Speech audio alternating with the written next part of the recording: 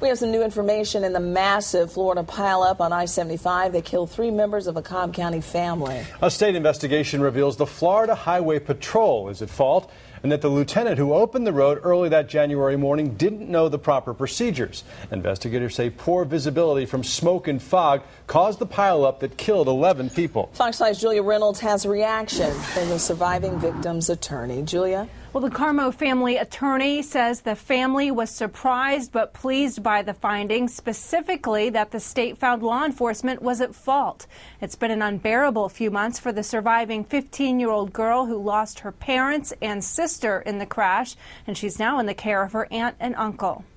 How many vehicles? Yes, ma'am. And was that another one? Yes, ma'am. Okay, how many vehicles now? 16.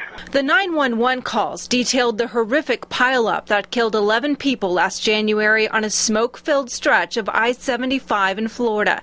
3 members of this Cobb County family were killed: Jose Carmo, his wife Adriana, and daughter Leticia. The only survivor was 15-year-old Lydianne Carmo, who you see on the left side of your screen. Her physical injuries seem to be recovering well.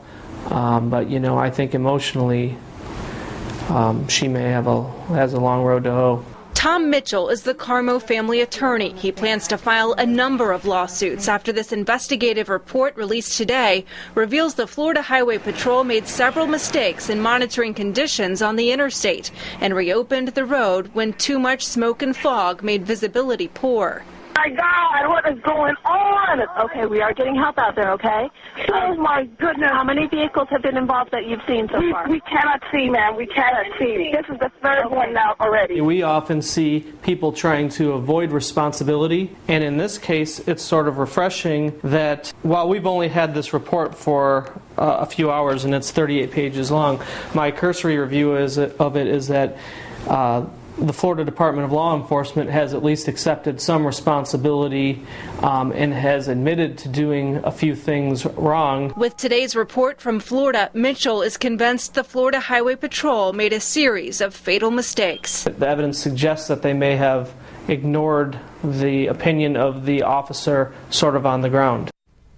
Attorney Mitchell says he's not ready to go into detail on who he will name in any lawsuits that he files. He says he'll analyze the findings of this 38-page report. From Control A, I'm Julia Reynolds, Fox 5 News. All right, Julia, thanks.